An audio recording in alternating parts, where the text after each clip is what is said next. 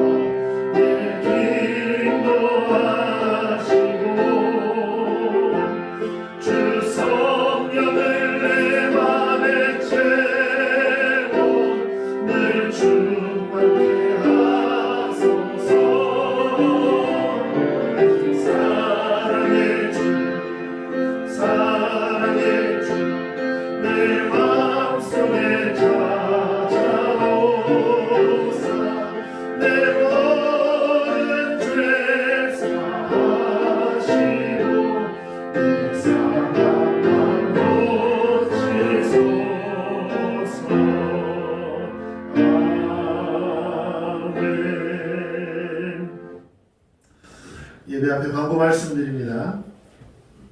오늘도 신령과 진정으로 드려지는 귀한 주일 예배가 되기를 소원합니다. 이번 주 금요일이죠. 성탄 감사 예배가 있습니다. 여러분들 자유롭게 또 비대면으로 하나님 앞에 예배 드릴 수 있는 분들은 비대면으로 예배를 드리시고 또 참여하셔서 예배하실 수 있는 분들은 참여하시기 바랍니다. 비대면 예배가 가능하신 분들 계속 광고를 드리고 있어요. 코로나19가 이제 2.5단계에서 3단계를 논의 중이라고 그러는데 갑자기 되진 않는다고 그럽니다. 시간을 두고 정부에서 말을 한다고 하는데 3단계가 되면 이제 종교의 모임은 전부 비대면으로 분당에 모일 수가 없게 됩니다. 그래서 여러분 시간이 있을 때 비대면 예배를 이렇게 연습하시는 것도 좋을 것 같습니다. 그래서 이 줌을 통해서 예배를 드리는 훈련들을 조금 하실 수 있는 방법들이 있으면 여러분들 여러분 이번 주 수요일 날 공식적인 예배가 없습니다. 아시겠죠? 권사님, 유혜영 권사님 수요일 날 예배 없습니다. 아시겠죠? 네. 교회 와서 예배를 안 드리냐고 저를 찾아오시면 안 됩니다. 네, 제가 수요일에 한번 줌을 열어볼 테니까 수요 예배 시간에 줌을 열어볼 테니까 여러분들 카톡에 올라오시면 한번 들어와서 내가 이거 그냥 누르기만 하면 들어갈 수 있거든요. 그래서 안 되시는 분들은 자녀들이나 제일 빠른 거는 학생들이 제일 잘합니다. 왜냐면 학교 수업을 다 줌으로 합니다.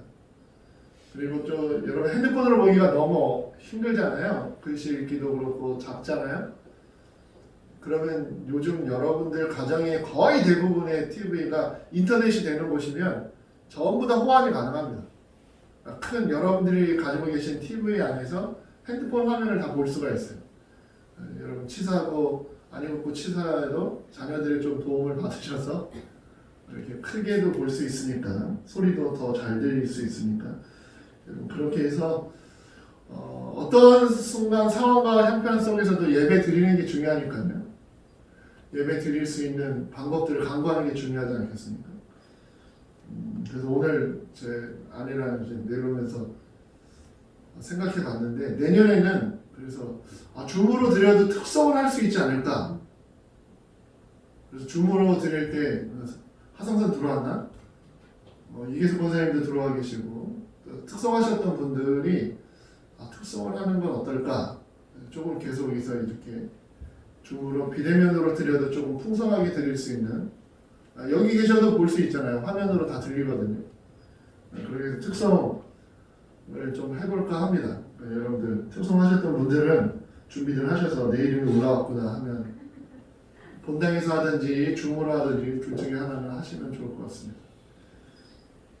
특별히 기도 순서를 드렸는데 기도 담당자들은 참여해도 괜찮습니다. 예배 참여해도 괜찮으니까 기도 담당하시는 분들 쭉 써드렸으니까 또 이번에 어제 제가 카톡을 광고를 통해서 이번 올 한해 송구영신 예배랑 신년 예배까지 광고를 드렸습니다. 예배 맡으신 기도 맡으신 분들은 기도문들을 잘 작성하셔서 여러분들 안 떨려도 올라오시면 이게 잘 안 되잖아요. 여러분들 이것도 잘 훈련하시면 좋을 것 같습니다. 좀 넘어갈게요. 그래서 매주 토요일 오후 4시에 교회 청소가 계속 있습니다. 여러분들 참여해 주시고 본당에 오시는 분들은 소독까지 싹 하신 결과물들이 앉아 계시는 거예요. 그러니까 여러분들 함께 이 일들에 잘 동참하시기 바랍니다. 여러분 이제 올해가 이번 주 지나면 다음 주 끝나죠? 네, 이 성경 1등에 지금 10분도 안 기록하셨는데 제가 그래서 여유분을 좀 드렸죠. 올해 안에 꼭 읽겠다 하시는 분들도 카톡으로 우리 청년 중에 한 명은 1등 했다라고 해서 제가 이름도 써드렸는데 여러분 그렇게 해서라도 여러분 성경 읽는 거 굉장히 중요하죠. 평생 1독도 안 해보시고 하나님의 믿고 살아간다라고 한다면 1년에 한 번 정도는 하나님 말씀을 다 읽어봐야 되는 게 여러분 정상적인 생각 아니겠습니까? 이러한 일들에 여러분 빠지지 마시고 참여하실 수 있기를 바랍니다. 비대면 예배를 드린다 해도 성탄절 예배와 또 성부양신 예배는 계속해서 드리겠습니다. 성부양신 예배가 이게 중간중간에 하는 일들이 있었는데 그것들을 많이 줄이겠습니다. 여러분 시간이 될 때 올해 말씀을 다 준비를 했는데 교회 나오시는 분들은 성부양신 예배 때 뽑으시면 좋을 것 같고요. 여러분들 혹 제 안수기도가 필요하신 분들은 신년이 돼서라도 여러분 성부양신 예배 때 아니고 비대면이었던 분들은 개인적으로 아무 때나 찾아오세요. 제가 가운을 입고 제가 안수해 드릴 테니까 아무 때나 오셔도 됩니다. 시간과 관계없이 제가 교회에 있는 한 여러분들이 성부양신 예배 때 안수기도 받으러 안 오셔도 괜찮으니까 여러분들 그것이 목적이 아니고 예배 드리는 목적으로 오시면은 그 행사를 진행할 테니까 잘 그렇게 알아주시면 좋을 것 같습니다.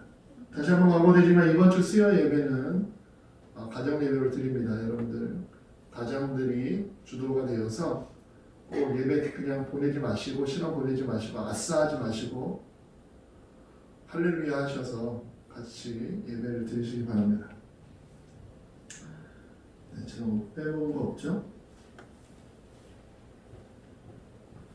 네, 그럼 우리 12월 셋째 주 주일 예배로 하나님 앞에 영광 드리겠습니다.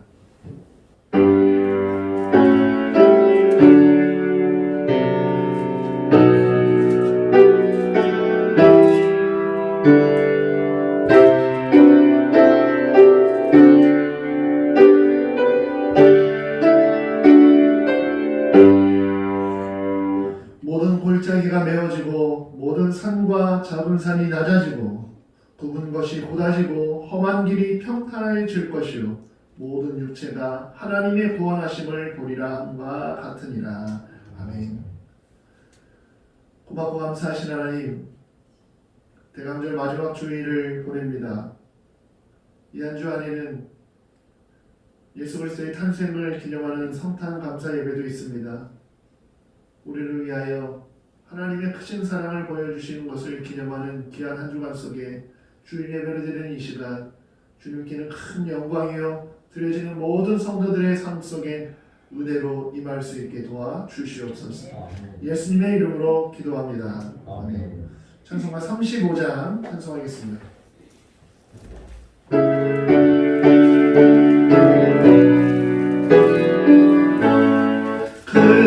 금명화 오신 주 이곳에 오셔서 이 모인 자들로 주 백성 삼으사 그 중에 항상 계시고 그 중에 항상 계시고 금명화 나타내소서 이 백성 기도와 너의 물들이니 향내와 같으니 복 받으옵소서. 주 예수 크신 복음 주 예수 크신 복음 만 백성 듣게 하소서. 또 우리 자손들 다 주를 기리고 저 성전돌같이 길하게 하소서.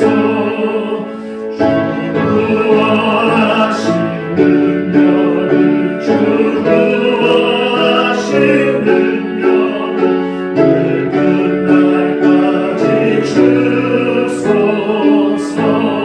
주 믿는 만민이 참 진리 지키며 옛 성도들 같이 주 찬송하다가 저 천국 보좌 앞에서 저 천국 보좌 앞에서 늘 찬송하게 하소서. 아멘. 사도신경으로 우리의 신앙을 고백합니다. 전능하사 천지를 만드신 하나님 아버지를 내가 믿사오며 그 외아들 우리 주 예수 그리스도를 믿사오니 이는 성령으로 잉태하사 동정녀 마리아에게 나시고 본디오 빌라도에게 고난을 받으사 십자가에 못 박혀 죽으시고 장사한 지 사흘 만에 죽은 자 가운데서 다시 살아나시며 하늘에 오르사 전능하신 하나님 우편에 앉아 계시다가 저희로서 산자와 죽은 자를 심판하러 오시리라. 성령을 믿사오며 거룩한 공예와 성도가 서로 교통하는 것과 죄를 사하여 주시는 것과 몸이 다시 사는 것과 영원히 사는 것을 믿사옵나이다. 아멘. 찬송가 456장 찬송합니다.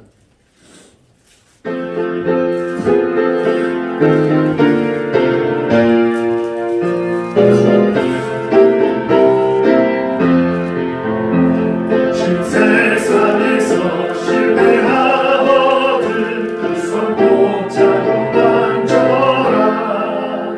오늘 일하다가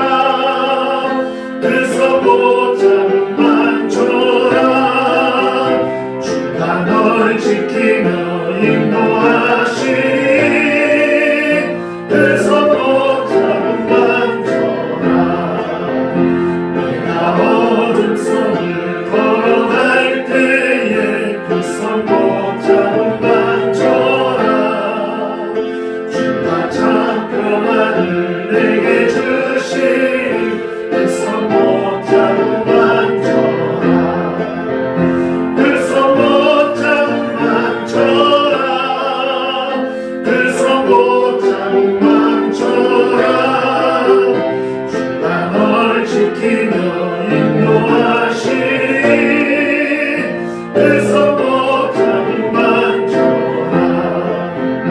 내가 부활의 주 따라가려면 내 손 못하고 만져라. 내가 주 안에서 길이 살리라. 내 손 못하고 만져라. 내 손 못하고 만져라. 내 손 못하고 만져라. 내가 널 지키며 인도하시니 내 손 못하고 만져라. 너의 죄악의 짐 무거울 때에 내 손 못하고 만져라. 마음 문 열고서 주를 모셔라. 내 손 못하고 만져라. 내 손 못하고 만져라. 내 손 못하고 만져라. 주가 널 지키며 인도하시니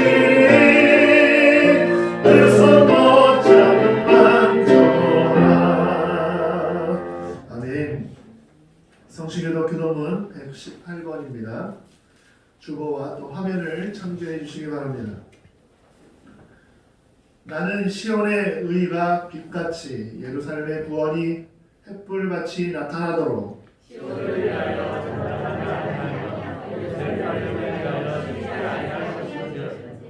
이방 나라들이 내 공의를 왕이 다 내 영광을 볼 것이요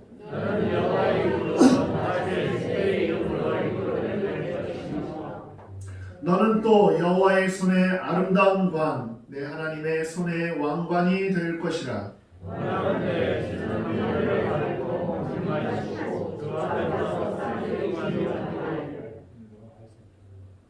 불이 섭을 사르며 불이 물을 끓임 같게 하사 주의 원수들이 주의 이름을 알게 하시며 이방 나라들로 주 앞에서 떨게 하옵소서.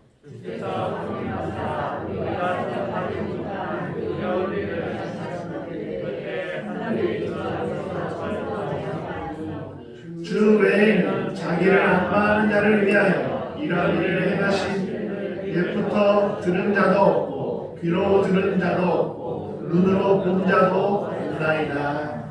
아멘. 찬송가 465장 찬송하겠습니다.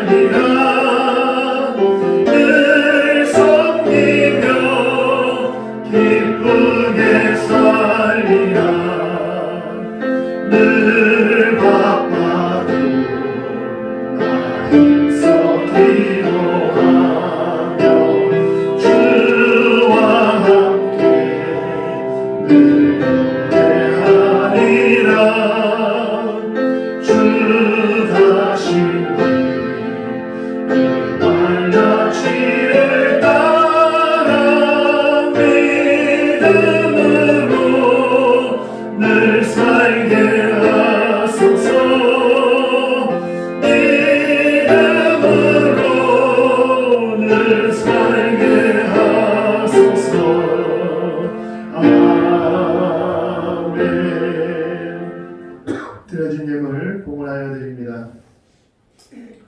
고맙고 감사하신 하나님, 오늘도 거룩한 주일 마음과 뜻과 정성을 다해 하나님 앞에 예배합니다. 우리의 예배를 흥양하시며 특별히 마음을 다하여 드린 이 예물을 위해 하나님의 크신 영광으로 함께해 주시옵소서. 한 해가 마무리되고 있는 이 연말 정리해야 하고 또 보내야 하는 것들을 보내야 할 터인데 아쉬워하며 또 불안해하고 있는 우리들의 이 사회와 이 나라와 이 세상을 불쌍히 여겨주셔서 하나님의 통치와 함께하심이 우리의 삶을 통하여 드러나고 우리의 말과 행동으로 인하여 이 땅 가운데 빛으로 소금으로 나타날 수 있게 도와주시옵소서. 너무나 어려운 형편과 상황을 살고 있는 우리들의 이웃과 우리 가정들을 하나님께서 친히 인도하여 주셔서 하나님 앞에 드리는 이 물질이 고민되지 않게 하시고 염려가 되지 않도록 인도해 주시옵소서. 늘 하나님 앞에 풍성히 드리는 그 마음과 삶으로 영광 돌리는 삶을 살아갈 수 있는 우리들의 성도들 되게 하여 주시옵소서. 하나님 사랑하는 것만큼이나 내 이웃을 돌볼 수 있는 우리의 성도들이 되게 도와주시옵소서. 이 교회가 이 연말에 우리의 이웃들을 향하여 손을 내밀 수 있도록 인도해 주시옵소서. 드려진 예물 위에 하나님 각 가정과 그들의 사업과 일터 위에 축복하여 주셔서 이들 때문에 이들의 가정이 복받게 하시고 이들의 사업체가 복받게 하시고 이들의 일터가 복받게 도와주시옵소서. 하나님 간절히 더욱더 기도하는 것은 이 예물이 쓰여지는 곳에 하나님의 나라와 의가 나타나길 원합니다. 매주마다 기도드리는 것처럼 인간의 욕심과 인간의 탐욕으로 이 물질이 쓰여지지 아니하도록 아버지 하나님 늘 간섭하여 주시고 우리들의 이 교회를 지켜 주시옵소서. 감사드리며 예수님의 이름으로 기도합니다. 아멘.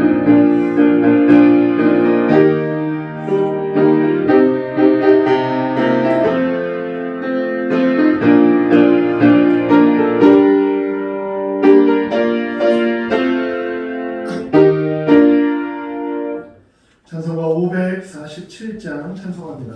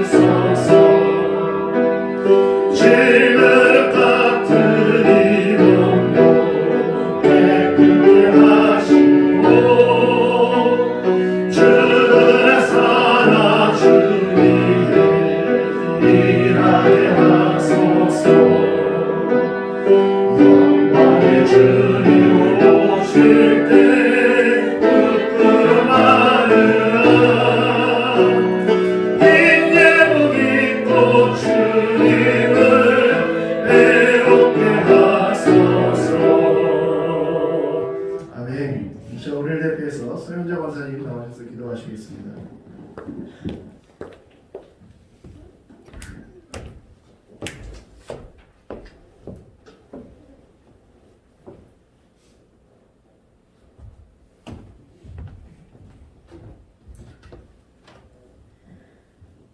할렐루야. 모든 우주를 주관하시고 역사하시는 전지전능하신 하나님, 올 한 해는 참으로 다사다난했던 한 해를 보내면서 주님의 능력과 사랑을 깨닫게 해주시니 주님께 진심으로 감사를 드립니다. 전능하신 하나님, 한 해를 마무리하면서 주님 앞에 우리 피조물들은 얼마나 연약하고 나약한 인생들인 것을 다시 한번 일깨워주는 한 해였습니다. 인간이 물이 없으면 살아갈 수 없듯이 저희들은 하나님의 은혜와 말씀 없이는 살 수 없음을 깨닫는 지혜를 저희들한테 허락하여 주시옵소서. 말씀에 근거한 기도는 힘이 있음을 저희들에게 알게 하시어 반복된 죄를 짓지 않도록 쉬지 않고 항상 기도하는 기도의 능력자들이 되게 하여 주옵소서. 우리의 고통을 아시고 도우시는 주님, 특별히 우리 성도들을 기억하시어 불쌍히 여겨 주옵소서. 코로나19로 최악의 얼음을 겪고 있는 우리들에게 참고 인내하는 힘을 주시어 이 어려움을 극복할 수 있도록 은혜와 은총을 베풀어 주시옵소서.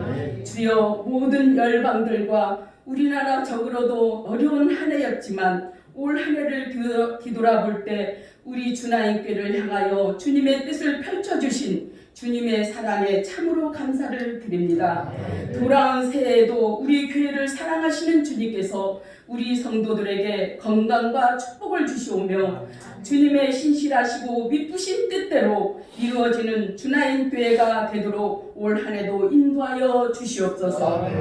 오늘 또 주님의 말씀을 준비하시고 증거하시는 목사님을 기억하시사 성령의 능력으로 붙들어 주셔서 전능하신 말씀을 통하여 우리 성도들은 주님의 사랑을 체험할 수 있는 은혜를 주시옵소서. 이 모든 말씀 예수 그리스도의 이름 받들어 간절히 기도드려옵나이다.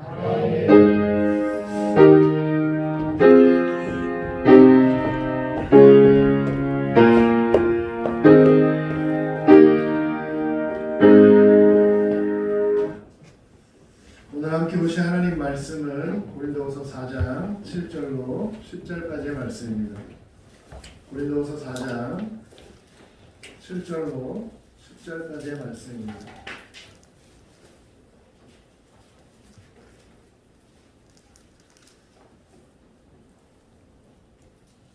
우리 함께 고린도후서 4장 7절로 10절에 있는 말씀 함께 봉독합니다. 우리가 이 보배를 질그릇에 가졌으니 이는 심히 큰 위력은 하나님께 있고 우리에게 있지 아니함을 알게 하려 함이라.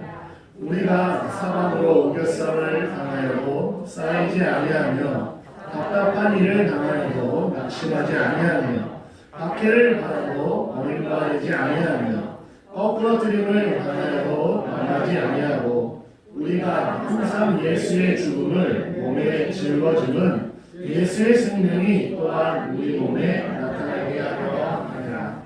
아멘. 여러분, 오늘 이 말씀이 이 시대를 살고 있는 힘든 여러분들의 형편과 처지에 위로가 되시기를 축원드립니다. 여러분, 믿으시기를 축원드리고 이 말씀대로 우리들의 각자의 처소에서 예수 믿는 자들에게 일어나는 하나님의 역사가 되기를 축원드립니다. 제가 내려오기 전에 또 아내를 통해서 조금 가족 소식을 들었는데 제일 안타까운 것은 예수를 믿으면 여러분 오늘 이 결론적으로 말하고 있는 말씀처럼 여러분 우리에게는 생명이 있습니다. 세상 속에 아무리 어렵고 힘든 일들을 당한다 할지라도 여러분 우리에게는 생명이 있다라고 하는 것을 여러분 잊지 마시기를 축원드립니다. 그래서 여러분 견디라고 하는 것은 그냥 무턱대고 참으라는 얘기가 아닙니다. 견디라고 하는 것은 여러분 무조건 인내하라고 하는 얘기가 아닙니다. 우리에게 소망이 없이는 아무런 의미가 없는 일입니다. 보여지는 것을 향하여 살았던 우리들의 인생 속에 이제 영원한 것을 향하여 우리의 눈을 뜰 때가 됐음을 여러분 다시 한번 기억하시고 이 한 해를 또 어려운 여러분들의 형편과 여러분들 가족 안에 있는 모든 문제들이 오늘 이 말씀을 통하여 다시 한번 해결되는 열쇠가 되고 그래야 여러분 안에 응답과 또 열매로 풍성한 이 연말이 되시길 예수님의 이름으로 축원드립니다. 네. 우리가 지난 시간에 1절에서부터 6절까지의 말씀을 살펴보았죠. 우리 다시 한번 1절에 있는 말씀인데요. 4장 1절에 있는 말씀입니다. 함께 봉독합니다. 그러므로 우리가 직분을 받아 긍휼하심을 입은 대로 낙심하지 아니하고. 아멘. 여러분, 사도 바울은 자신의 의지나 결단으로 사도가 되었다라고 말하지 않습니다. 여러분, 오늘 우리가 이렇게 예배드리는 우리의 삶은 여러분 우리의 스스로가 된 것이 아닌 것을 여러분 고백하실 수 있기를 축원드립니다. 오직 주님의 무엇을 해요? 긍휼하심이 저와 여러분들이 오늘 이 자리에 있는 것을 믿으시기를 또 고백하실 수 있기를 축원드립니다. 그런데 그가 이 사도 바울이 주님의 긍휼하심을 받을 만한 자격이 있을 때 받았습니까? 여러분 절대 그렇지 않았잖아요. 우리가 지난 시간에 살펴본 것처럼 여러분 그가 가장 악할 때 하나님의 뜻을 전혀 모를 때 주님을 대적할 때 주님께서 그에게 사도되는 긍휼을 베풀어 주셨습니다. 그래서 그 긍휼의 토대 위에서 이 바울이 자신의 자세를 이렇게 밝힌 거예요. 1절에 있는 것처럼 뭐하지 않았습니까? 그래서 어떠한 상황 가운데 그는 뭐하지 않습니까? 낙심하지 않는 것입니다. 바로 주님의 그 긍휼하심 위에서 자신은 이러한 자세로 사도직을 수행했다는 거예요. 사도의 일을 하면서 그에게 어떠한 일이 있어도 그는 낙심하지 않았다는 거예요. 그런데 어떻습니까? 우리가 아무리 주님의 은혜의 토대 위에서 시작해도 시간이 지나면 우리는 자꾸 잃어버리잖아요. 그리고 그 모든 것이 마치 나의 노력과 나의 공으로 되기가 참 싫은 우리들의 인생이지 않습니까? 그래서 바울은 지난 시간에 봤던 3절에 있는 말씀처럼 이렇게 고백합니다. 3절에 있는 말씀 볼까요? 3절입니다. 함께 봉독합니다. 만일 우리의 복음이 가려웠으면 망하는 자에게는 가려워진 거죠. 아멘. 여러분 아무리 복음의 말씀을 전해도 그 복음을 끝까지 받아들이지 않는 자들이 있다는 거예요. 그래서 사람들은 누구라는 거예요? 주님이 택하지 않은 사람들이라. 여러분 이것을 가지고 오해하지 말라고 그랬죠. 여러분 이것을 우리가 판단하는 것이 아닙니다. 이것을 통하여 사도 바울이 말하고 싶은 의미는 누구는 택함을 받았다는 거예요. 지금 자기 자신은 택함을 받았다는 거예요. 자기가 하나님의 사도직으로 하나님의 말씀을 전해도 이런 아름다운 소식을 받지 못하는 사람들이 존재한다는 것에 사도 바울은 큰 충격을 받은 거예요. 그걸 보면서 무엇을 감사하게 된 것입니까? 자기 자신이 예수를 믿는 것을 지금 감사하고 있는 표현이라는 거예요. 여러분 적어도 우리는 이러한 감사를 할 수 있는 위치에 있는 자들이 아닙니까? 왜요? 저와 여러분들은 예수를 믿으십니까? 이미 하나님께서 나를 택하여 주셨습니까? 4절입니다. 4절 한번 읽습니다. 그 중에 이 세상의 신이 믿지 아니하는 자들의 마음을 혼미하게 하여 그리스도의 영광의 복음의 광채가 비치지 못하게 하미니 그리스도는 하나님의 형상이라. 무엇이야 마음을 혼미케 해요? 세상에 신이 있다는 것입니다. 사단이 존재한다는 거예요. 마귀가 있다는 것입니다. 이것에 사로잡혀서 주님의 복음을 못 받으려는 자들이 있는데 이것도 여러분 그들을 비아냥거리려고 하는 얘기가 아니라 이러한 세상의 신이 이 땅 가운데 존재하는데 방해하는데 마음을 혼미케 하는데 누구는 이 마음속에 예수가 있다는 것입니까? 사도 바울은 갖고 있다는 것입니다. 그 빛이 자기 안에 있다라고 하는 것입니다. 여러분 우리도 적어도 이러한 고백을 할 수 있는 자들이잖아요. 사도 바울만 이러한 고백을 하며 살아가는 인생이 아니잖아요. 우리도 예수를 믿음으로 이 안에 이 빛이 이 마음을 여러분 다 믿고 계시는 것이잖아요. 여러분 그래서 이 4절의 말씀은 다른 사람의 고백이 아니라 오늘도 하나님 앞에 주일 예배로 드려지는 저와 여러분들의 고백인 것을 여러분 다시 한번 기억하고 고백하실 수 있기를 축원드립니다. 5절은 계속됩니다. 5절입니다. 함께 있습니다. 우리를 전파하는 것이 아니라 오직 그리스도 예수 주 되신 것과 또 예수를 위하여 우리가 너희의 종된 것을 전파합니다. 우리가 이렇게 열심히 그리스도를 전파하는 것은 누구를 위함이 아니에요? 자기 자신을 위함이 아니라는 것입니다. 우리에게 공유를 베풀어 주신 그분을 위함이고 또 그분을 위해서 사람을 섬기는 삶을 산다라고 사도 바울은 지금 고백하고 있는 것입니다. 그것으로 끝나지 않죠? 6절이 여러분 어떻게 끝납니까? 6절을 여러분들 말씀을 보면 한번 읽어볼까요? 어두운 데에 빛이라 말씀하셨던 그 하나님께서 예수 그리스도의 얼굴에 있는 하나님의 영광을 아는 빛을 우리 마음에 비추어 냅니다. 그리스도 안에 있는 하나님을 아는 빛, 이 빛은 여러분 생명의 빛이요 진리의 빛이요 복음의 빛을 비추어 주셨다는 것입니다.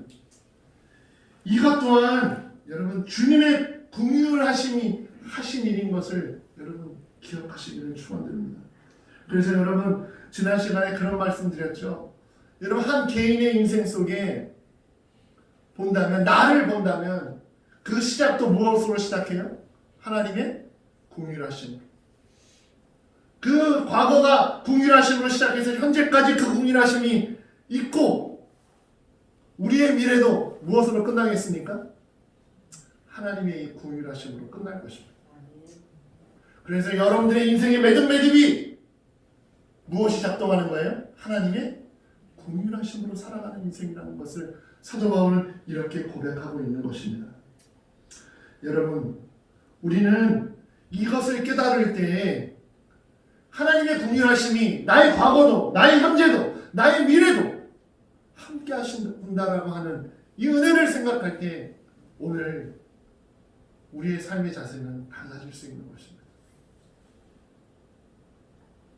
사도 바울은 자신이 그리스도의 사도된 자로서 굳건한 자세를 지키는 것은 이처럼 주님의 궁율의 매듭 때문에 우리에게 밝혀주고 그 연장선에서 오늘 본문 7절이 시작되는 것입니다. 우리 말 성경에는 7절 앞에 접속사가 없는데 헬라어 성경에는 여기에 접속사 그러나라고 하는 우리말로 말하는 그러나가 있습니다. 여러분 성경에 그 앞에 그러나라고 하는 부분을 써놓으시면 이해가 이제 7절서부터 이해하는 내용들이 더 정확하게 이해가 될 것입니다. 그래서 7절 전반부가 뭐예요? 그러나 우리가 이 보배를 하면서 시작하고 있어요. 이 보배가 뭐겠어요? 그 앞에 있는 하나님의 영광을 아는 예수 그리스도 안에 있는 그 빛.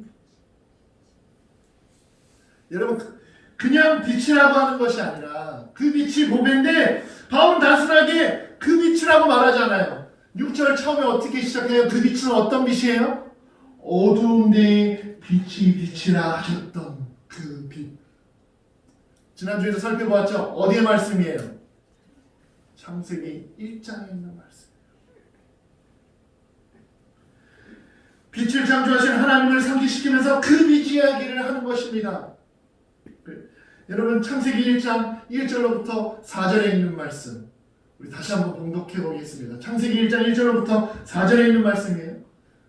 태초에 하나님이 천지를 창조하시니라. 땅이 혼돈하고 공허하며 흑암이 깊음 위에 있고 하나님의 영을 수면 위에 운행하시니 하나님이 이르시되 빛이 있으라 하시니 빛이 있었고 빛이 하나님 보시기에 좋았더라. 하나님이 빛과 어둠을 나누사. 여러분 이 빛이 여러분 지금 6절에서 말하고 있는 그 빛이 되고 그 빛이 7절에서는 무슨 단어로 표현되고 있어요? 보배라는 단어로 표현되고 있다. 그래서 여러분 이 믿음이라고 하는 것은 여러분 반드시 창세기 1장에서도 시작되는 것처럼 어둠에서 시작해서 빛으로 끝나는 것입니다. 혼돈에서 시작해서 질서로 끝나는 것입니다. 공허함에서 출발해서 충만함으로 끝나는 것입니다. 무엇이요? 우리들의 믿음이 무효에서 시작해서 유효함으로 여러분 묶어지는 것입니다. 절망으로 시작해서 소망으로 끝나는 것이 뭐라고요? 믿음이라고 하는 것입니다.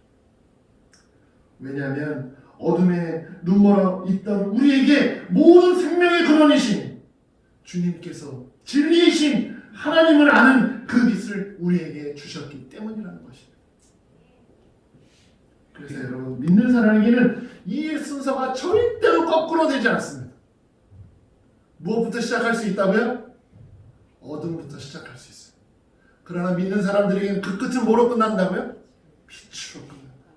절망으로 시작할 수 있습니다. 우리 인생이 절망으로 시작할 수 있습니다. 그러나 믿는 자들에게는 그 절망이 무엇으로 끝난다고요? 소망으로 끝난다. 여러분 그런데 살아보니까 어때요? 빛이 언제고 소망이 언제고 충만함이 언제고 유효함이 언제? 내가 빛으로 시작했는데 어둠으로 끝나는 인생이 있습니다. 내가 소망을 가지고 시작했는데 절망으로 끝나는 인생이 있습니다. 내가 뭔가 알차게 삶을 살았는데 예수를 믿다가 공허해졌다고 하는 고백들이 있습니다. 왜 하나님 나는 믿는데 내 인생은 요 모양 요 꼴이지요 라고 말하는 사람들이 있습니다. 여러분 기억하십시오. 앞서 말씀드린 대로 믿음은 반대로 일어나지 않습니다. 왜 그렇겠습니까? 여러분 그것은 주님을 잘못 믿었거나 자신이 주님을 버렸기 때문입니다. 주님께서는 여러분 반드시 예외 없이 반드시 생명과 진리의 빛 속에서 우리를 어둠 속에서 빛으로 혼돈에서 질서로 절망에서 소망으로 끌어가심을 믿으시기를 축원드립니다. 그러니 여러분 그 빛이 보배일 수밖에 없겠지요. 그런데 그 빛이라는 것이 그 빛 자체가 의미하는 것이 무엇이겠어요? 그 빛은 바로 하나님을 뜻하는 것입니다.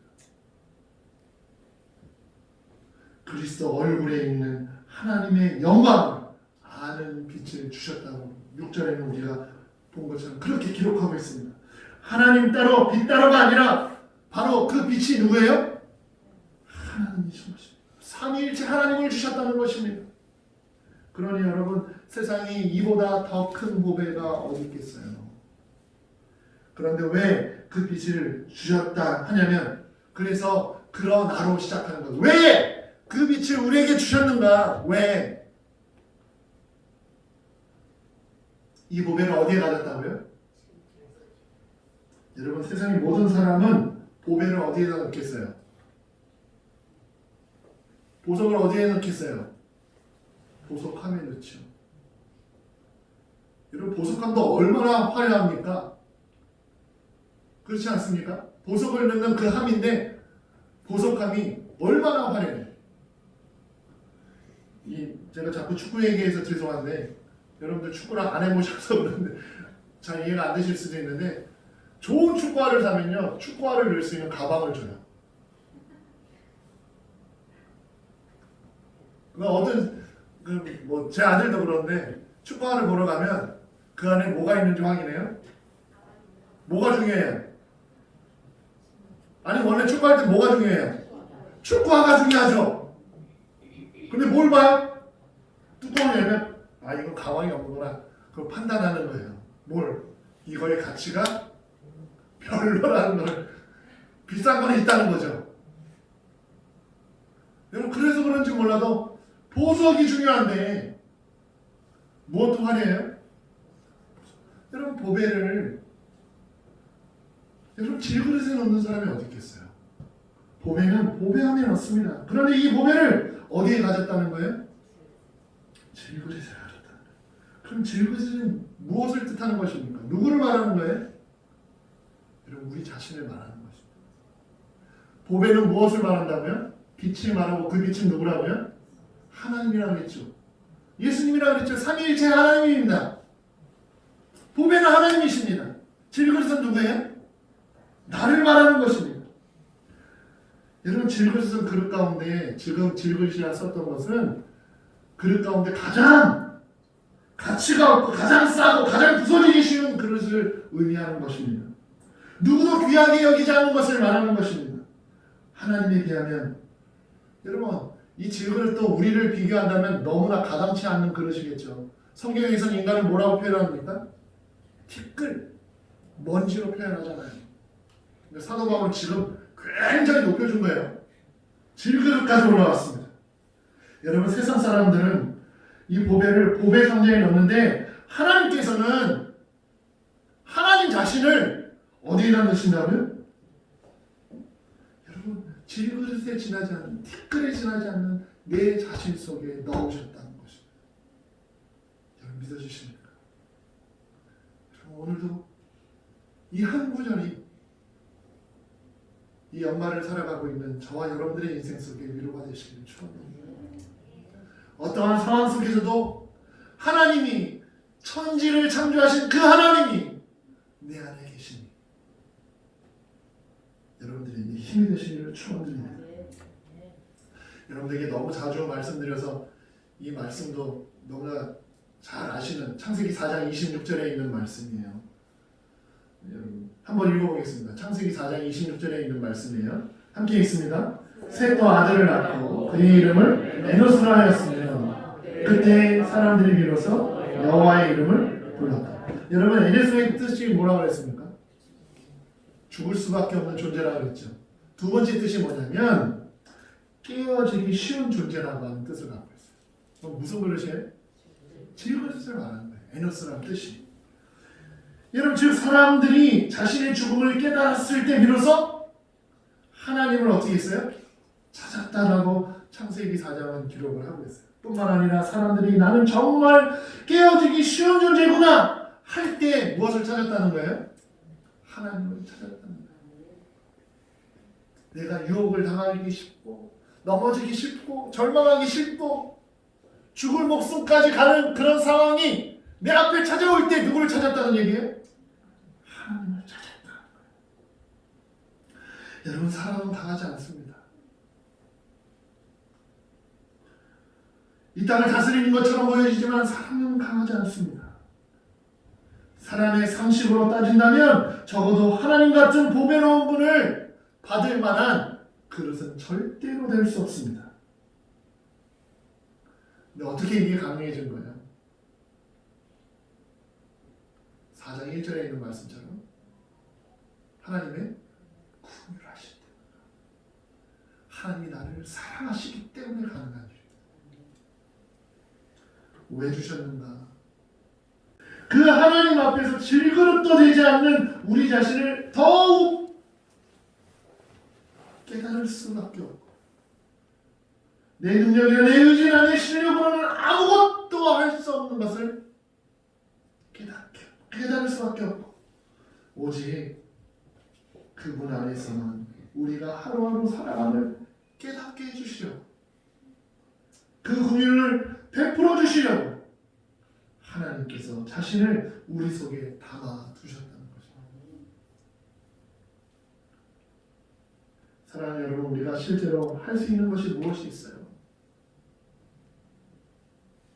오늘 설정 강사님 기도 가운데도 나온 것처럼 여러분 우리에게 절대적으로 생명을 유지하는 데 필요한 것이 있다면 여러분 물 필요하겠죠. 또 뭐가 필요하겠어요? 공기 필요할 거 아니에요. 음식은 다 빼더라도 또 뭐가 필요해요? 우리 몸에 흐르는 피가 필요합니다. 여러분 그러나 인간의 과학이 아무리 발달해도 여러분 이 세 가지를 만들어낼 수 없습니다. 어떤 기초가 있어서 거기서 끌어내올 수 있겠죠. 물이고 공기고 피를 공급할 수는 있겠죠. 그러나 여러분 이것을 창조할 수는 없습니다. 우리에게 가장 중요한 것은 우리 스스로 아무것도 해결할 수 없다는 것입니다. 사람이 대단한 것 같지만 생명이 마련하는 우리 손에 있어요, 없어요? 없다는 것을 우리는 알 수 있습니다. 그것을 깨달은다면 오늘 하루 내가 살았다라고 하는 것은 누구 속에 사는 거예요? 하나님의 구원하신 속에 살아갔음을 여러분 인정하실 수 있기를 축원드립니다.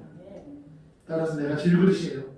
먼지밖에 되지 않는 내 속에 천지를 창조하신 전능자이신 충분자이신 그 어떤 보배보다 또 더 귀한 하나님 자신을 우리에게 담아주셨음을 믿는다면 여러분 지금 내 앞에 있는 그 어떤 상황을 보는 그 시선이 달라질 수 있는 거 아니겠습니까? 여러분들이 한숨을 푹푹 쉬는 그 상황 속에 있는 그 모습들이 바뀌지 않겠습니까? 왜 그것이 아직도 우리들을 힘들게 하고 우리를 무너뜨릴 것 같고 우리를 넘어뜨릴 것 같이 보이는 것입니까? 우리는 아직 내 자신이 질그린 그것을 깨닫지 못하는 거예요. 하나님이 보배라는 것을 여러분 우리는 인정하고 살지 않는 것입니다. 7절에 하나님께서는 우리를 질그릇으로 만드신 이유는 하나님이 크신 능력으로 너희와 함께하고 있다는 것을 깨닫게 하시오. 그러니 여러분 내가 부족한 것은 흠이 되지 않습니다. 내가 이 세상 가운데 모자란 것은 절대로 여러분 나를 약하게 하는 것이 아닙니다. 약할 때 강한 되심을 만난다면 여러분 그것만큼 위대한 고백이 어디 있고 그것만큼 은혜를 체험할 수 있는 길이 어디 있겠습니까? 그래서 사도 바울은 이제 8절서부터 우리가 너무나 잘 아는 말씀들을 고백하게 되는 것입니다. 8절을 한번 읽어보겠습니다. 8절입니다. 우리가 사방으로 우겨쌈을 당하여도 쌓이지 아니하며 답답한 일을 당하여도 낙심하지 아니하며. 여러분 먼저 우겨쌈을 당한다라고 말했습니다. 여러분 우겨쌈은 뭐예요? 여러분 한 번쯤 만들어봤던 주먹밥 있잖아요. 밥을 손 안에 넣고 손으로 밥을 어떻게 하는 거예요? 우겨 싸는 것이죠.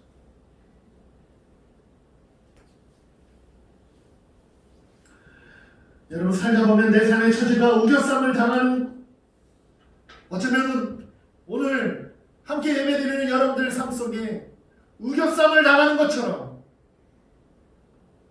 여러분들의 인생이 그러한 일들 속에 담겨져 있지는 않는가. 여러분 이 말씀 8절부터 시작하는 말씀을 잘 이해하셔야 됩니다. 여러분 사도 바울은 우겨쌈을 당하는 그 상황 자체가 우리의 인생에서 없다라고 말하지 않습니다. 자기가 예수를 믿고 있는 그 상황 가운데 자신이 날마다 죽는 상황 가운데 우겨쌈이 없다라고 말하지 않습니다. 뭐 할지라도 우겨쌈을 당할지라도. 여러분 우리의 삶 속에 언제든지 우겨쌈을 당할 수 있는 상황이 생길 수 있다는 것을 여러분 인정하실 수 있기를 축원드립니다. 나는 하나님을 잘 믿기 때문에 여러분 그 아니라고 했잖아요. 언제든지 찾아옵니다. 여러분 그러나 이 말은 우겨쌈을 당한다고 해서 끝나지 않습니다. 우겨쌈을 당한다 할지라도 어떻게 한다고요? 결론은 쌓이지 않는다는 것입니다. 내 육체는 쌓일 수 있어요. 내 상황으로 내 인생이 이 세상의 인생이 쌓여질 수 있어요. 그러나 내 중심은 안 쌓인다는 거예요.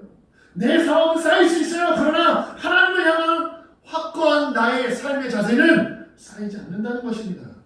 왜 그래요? 어떻게 이게 가능한 것입니까? 우리 7절에서 봤잖아요. 내 속에 그분이 계시는데 이 세상이 무엇이 피조물에 지나지 않는 이 세상 그 무엇이 내 속에서 나를 지키시는 하나님을 우겨쌀 수 있겠냔 말이에요. 그럴 수 없죠? 여러분 그럼 나는 안 쌓이는 것입니다. 여러분 이러한 우겨쌈에 대한 내용을 성경에서 아주 멋지게 나타낸 모습이 여러분 기억나실 것입니다. 아랍 나라가 있고 이스라엘이라고 하는 나라가 있을 때 아랍 나라가 이스라엘과 자꾸 이스라엘을 침공해서 이스라엘을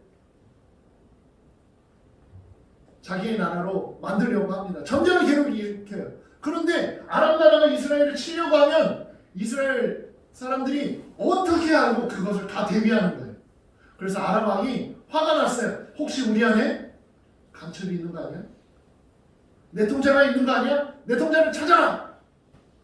어서 찾아라. 그러지 않고서는 이 일들을 알 수 있는 방법이 없을 것이다 하고 신하들에게 명령을 내렸어요. 근데 한 신하가 말하는 거예요. 왕이여, 우리 안에 간첩이 있는 것이 아니라 이스라엘에 그들이 믿는 신의 음성을 듣는 엘리사라고 하는 사람이 있습니다.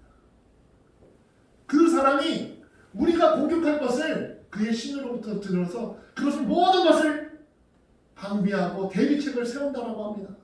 그랬더니 왕이 뭐라 그래요? 그러면 당장 누구만 잡으면 되는 거예요. 그래서 야, 엘리사를 찾아라. 엘리사만 죽이면 되는 거 아니냐? 그래서 엘리사를 찾았어요. 그리고 신하들이 말합니다. 엘리사가 도단성에 있습니다. 그랬더니 아람 왕이 군대를 이끌고 어디로 갑니까? 도단성으로 갑니다. 여러분, 도단성에는 아무도 없고 누구만 남아 있어요? 아람 왕이 온다니까 전부 다 도망갔어요. 누구만 남아 있었습니까? 엘리사하고 그의 사환이 게이사라만 남아 있는 거예요. 둘만. 그랬더니 여러분, 이제 아람 왕이 그 도단성을 쌓기 시작하는데 쌓아요. 우겨 쌉니다. 몇 겹으로 우겨 쌉니다. 누가 그것을 봤습니까? 사환이 보고 난리 난 거죠. 선생님 큰일 났어요.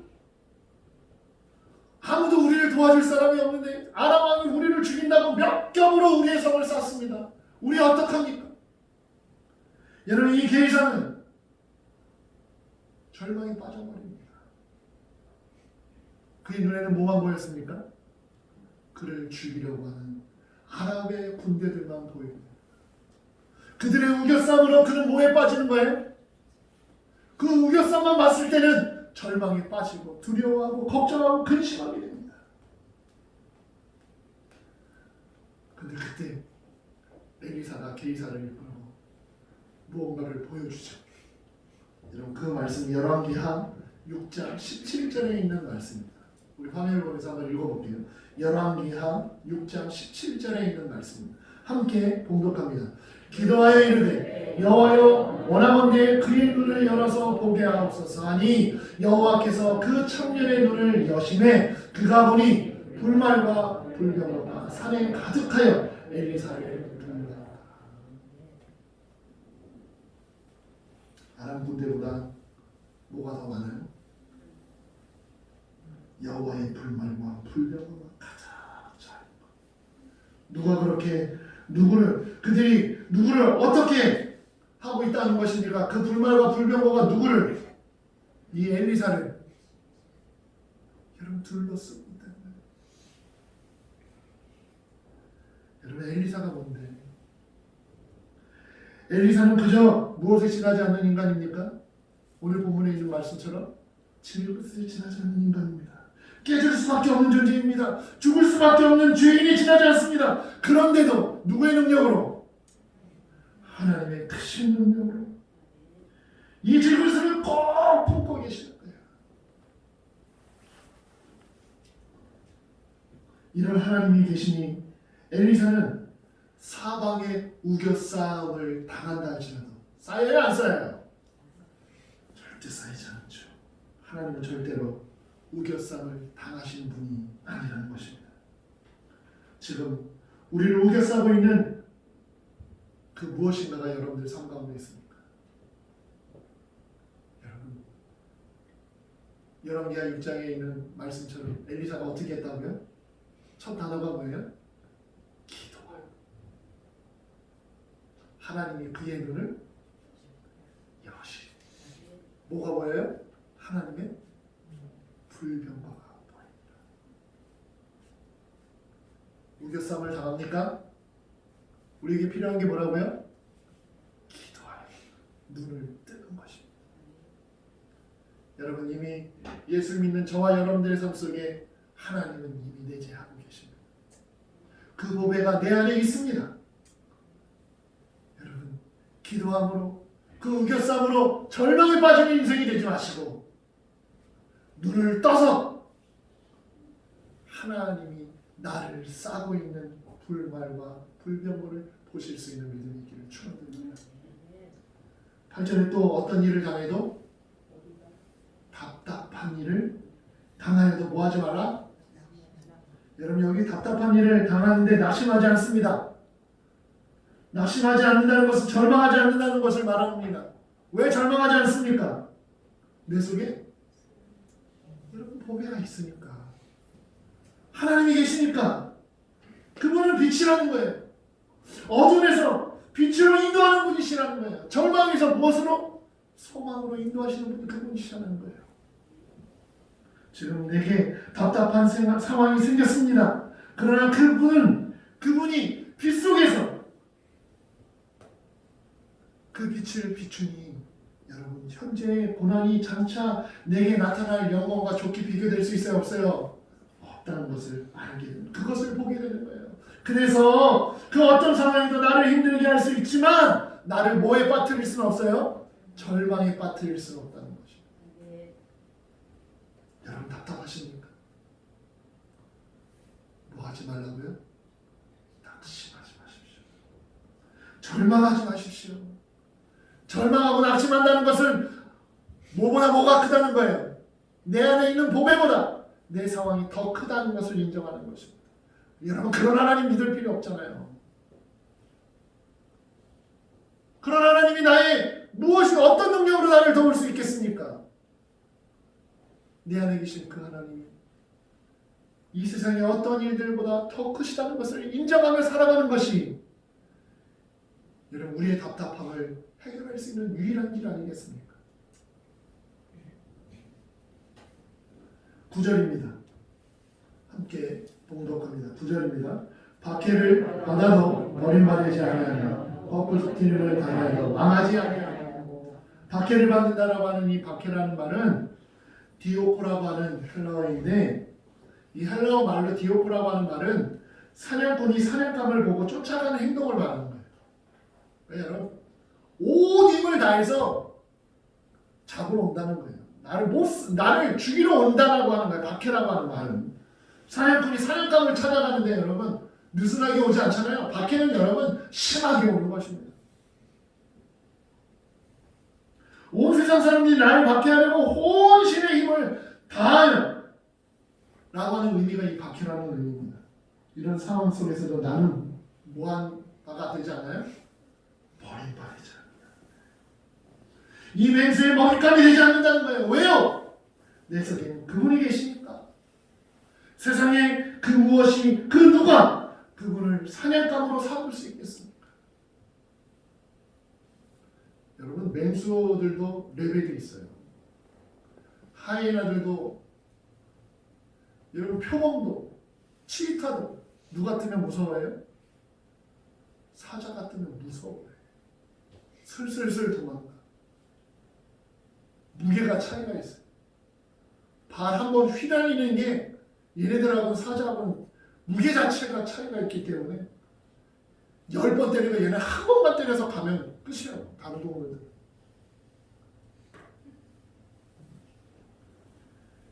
여러분 어떠한 것들이 이 전능하신 하나님 앞에 덤빌 수 있겠어요? 하나님을 먹잇감으로 달겨드는 세상에 그 어떤 미련한 것들이 있겠습니까? 여러분 어둠은 빛이 비치면 말 안 해도 사라집니다. 그 존재만으로도 여러분 그 어둠은 사라지는 것이 어둠인 것입니다. 여러분 세상에 그 어떤 존재가 또 내 안에 계신 그 하나님을 여러분 오늘도 인정하고 믿으며 살아간다면 세상에 그 어떤 것으로 여러분들은 박해를 당한다 할지라도 여러분 우리는 뭐 하지 않는다고요? 버림받지 않는 것. 그분의 사랑으로 긍휼하심으로 그 박해 속에서 나를 살게 하시는 하나님을 반드시 만나게 된다는 것입니다. 9절 하반절은 마지막으로 한 가지 더 얘기를 합니다. 거꾸로뜨림을 당하여도 뭐 하지 않는다고요? 여러분 이 망한다라고 하는 말은 죽는다라는 말이에요. 거꾸로뜨림이라고 하는 것은 여러분 완전히 바닥에 넘어지는 것을 말하는 거예요.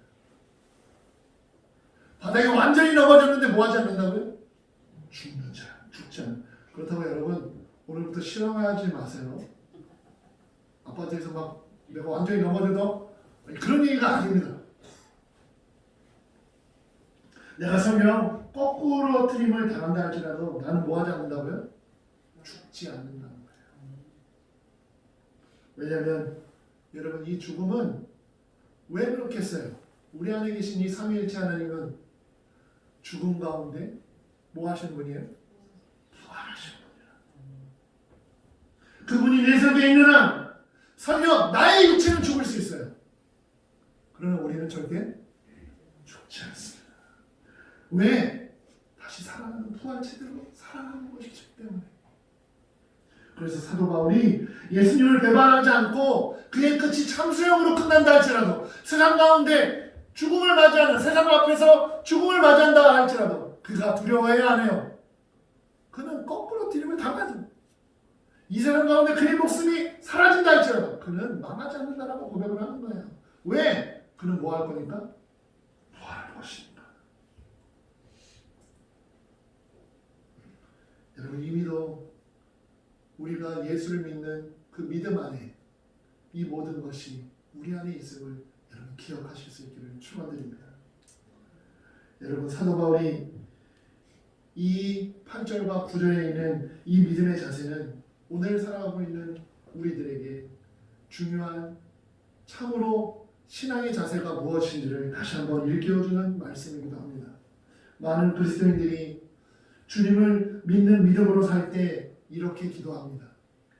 우겨쌈을 당하지 않도록 답답한 일이 안 만나도록 누구로부터 받기도 당하지 않도록 거꾸로 뜨리는 일들이 생기지 않도록 바라고 소망하며 기도하며 살아갑니다.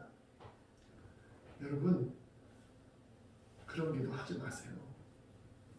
사도 바울은 그렇게 얘기하고 있지 않습니다. 당한다 할지라도 우리가 하나님을 믿는데도 얼마든지 경제적으로 육체적으로 어떤 형태로든 우겨쌈을 당할 수 있습니다. 자주 말씀드리지만 그것을 인정하실 수 있기를 축원드립니다. 사람으로부터 박해를 받고 핍박받을 수 있습니다. 아예 내가 내 기업이 거꾸로 튀김을 당하는 일들이 비일비재하게 일어납니다. 문제는 여러분 그 시작이 아니라 당하고 넘어지는 것이 문제가 아니라 문제는 이 말씀의 결론적인 부분 그 뒤에 따라오는 것이 핵심인 것을 여러분 잊지 마시기를 축원드립니다. 우리가 하나님을 믿는다 라고 하는 것은 여러분 내 삶의 전부가 하나님을 믿는 것입니다. 그래서 내가 하나님께 기대했어요. 여러분 믿음에 대해서 많은 것들을 정의해 드리면서 믿음은 기대는 것이라고 말씀드렸잖아요. 여러분 우리가 예상과는 전혀 다르게 사방에서 나를 우겨싸서 그런 일을 당하면 에이 하나님 믿는 거 소용없네 손을 털털털 털고 빨리빨리 하는 것이 아니라 그럼에도 불구하고 또 뭐 하는 거예요? 하나님께 기대는 것입니다. 답답한 일이 또 생겨요. 그러면 또 뭐 하면 돼? 또 기대는 거예요. 누구께? 하나님께 기다려요. 사람들의 반대에 막 부딪히고 사람들의 박해가 일어납니다. 그때 여러분 또 우리는 뭐 해야 합니까? 하나님께 기대해야 합니다. 여러분 아예 이제는 일어설 수 없을 정도로 거꾸로 튀김을 당해서 완전히 넘어져 버렸어요. 여러분 그럼에도 불구하고 우리가 할 일은 뭐예요? 하나님께 기대하는 여전히 기대는 것이 여러분 믿음인 것을 여러분 다시 한번 기억하실 수 있기를 축원합니다. 아무리 우겨싸움을 당해도 결국에는 말씀은 어떻게 끝나요? 쌓여요 안 쌓여요? 쌓이지 않는데요. 아무리 답답한 일을 당해도 결국은 절망한 상황 속으로 끝나는 것이 아니라는 것입니다. 아무리 박해를 받아도 결국에는 버림받지 않는데요. 거꾸리트림을 당한다 할지라도 다시 일어설 거래요. 죽지 않는데요. 이런 그런 믿음을 가진 자를 하나님께서 반드시 책임져 주시는 건 당연한 일 아니겠습니까? 그렇다면 여러분, 우리가 이제 이 말씀을 우리의 삶 가운데 증거하고 또 보여줘야 할 여러분들의 가정으로, 사회로 돌아가야 합니다. 여러분, 얼마나 힘든 상황을 우겨싸움과 답답함과 거꾸러뜨림과 박해 속에 이 세상을, 이 한 해를 보내셨습니까? 그러나 여러분, 믿음은 어둠에서 시작한다 할지라도 반드시 빛으로 끝나는 것입니다. 절망으로 시작해도 소망으로 우리 인생이 끝나는 것입니다. 그렇다면 여러분, 지금 이 상황 가운데 하나님이 원하시는 것은 무엇일까요? 내가 우겨쌈을 당하고 있는데, 내가 답답함 가운데 있는데, 내가 박해를 받고 있는데, 내가 거꾸로뜨림을 당하고 있는데, 이런 상황 가운데 하나님이 원하시는 것은 무엇일까요?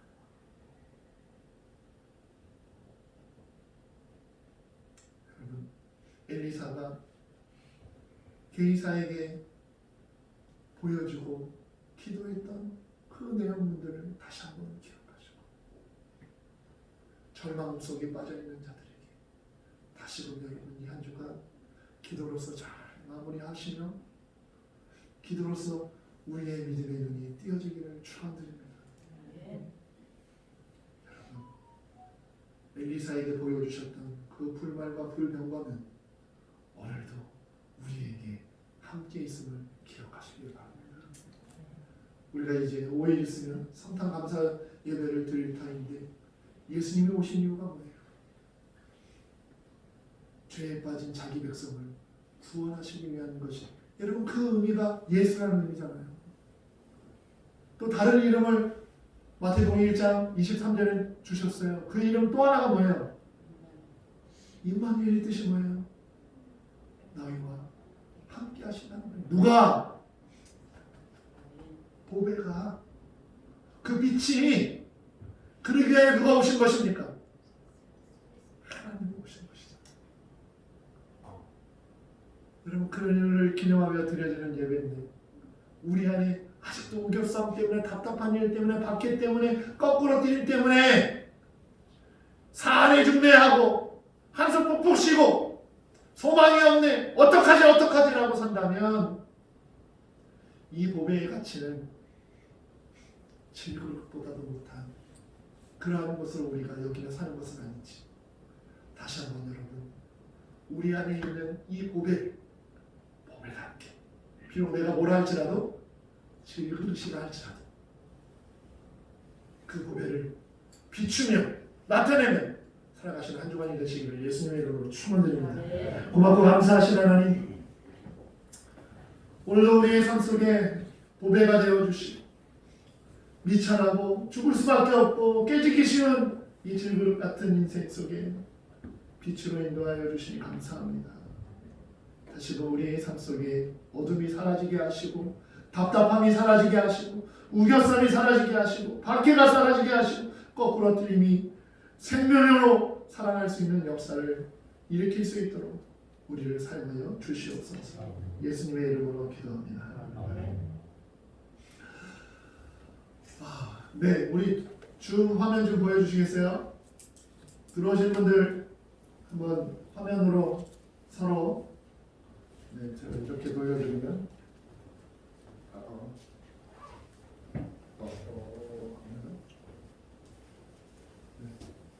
화면으로 좀 전부 다, 네, 아유, 줌에 들어오신 분들 화면 좀 켜주세요.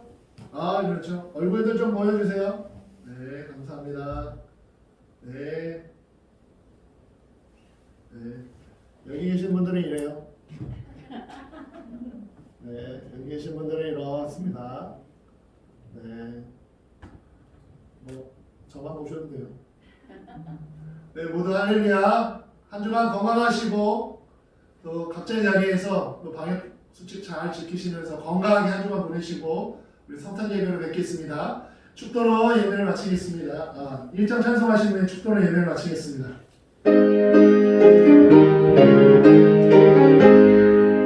만복의 그로 하나님 온 백성 찬송 드리고 저 천사여 찬송하세 찬송 성부 성자 성령